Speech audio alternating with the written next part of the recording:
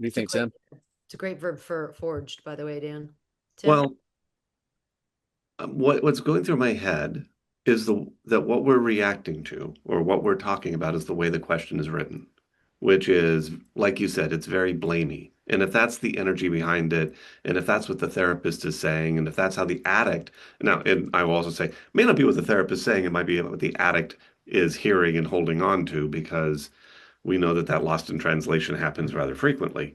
And with that kind of energy, absolutely, it's blaming, it's not acknowledging the trauma, it's not owning your own responsibility. It's the addict avoiding responsibility for figuring out their own resilience, and being able to love themselves while being accountable. And it's just like moving on and saying, okay, yeah, I'm not putting up with this anymore. You deal with it.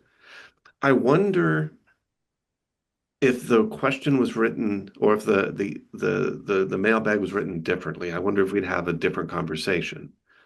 I wonder if it was written in a way that said, the addict and his therapist have been exploring the dynamics of our relationship and the struggles that we continue to have in my healing and in his recovery.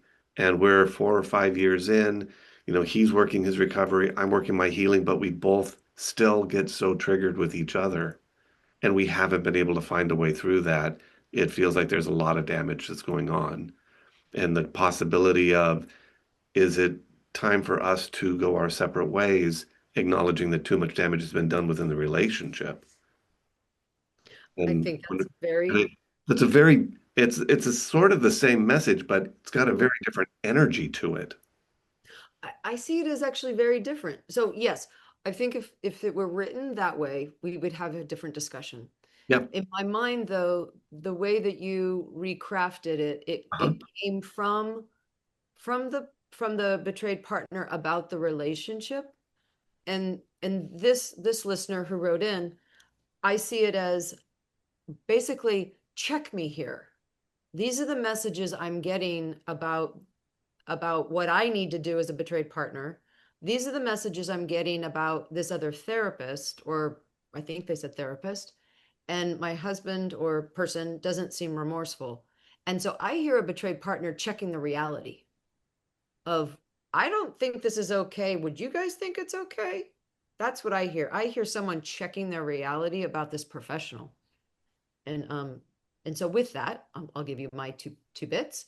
Um, if that is as plainly as it's happening, I would say that this is not someone who is current with the tried and true treatment modalities for betrayed partners, and including the trauma perspective and stages and needs of healing for the relationship.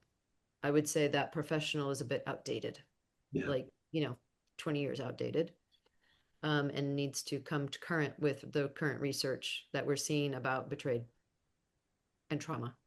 Yeah. So I want to offer that reality check, because I'm a little worried there may be some gaslighting going on here, or just some distortions going on. Yeah. That's how I was hearing it a bit. Hey, Dan, before we wrap up, anything you want to add in? No, I was just thinking of what you just said, Tim, earlier. Would it shift? I definitely am reactive to the way the question's worded, and unfortunately, I've seen situations like this Right. play out, and I think that's probably me projecting my experiences, what I've seen, and it usually doesn't go well.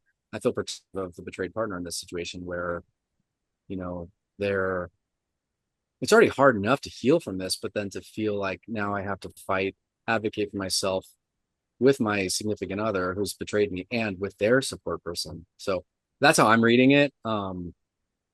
Which I hope this is my plea to all of us that are professionals in this, that we try to do our best to support our clients and also understand many people that come to us are also trying to heal their relationship, and us can doing our work to humbly be in service of that, the not just what our client's going through, but also what the relationship is trying to heal from too. And that might not be our client, you know, maybe the Mm. other person that I'm also trying to support.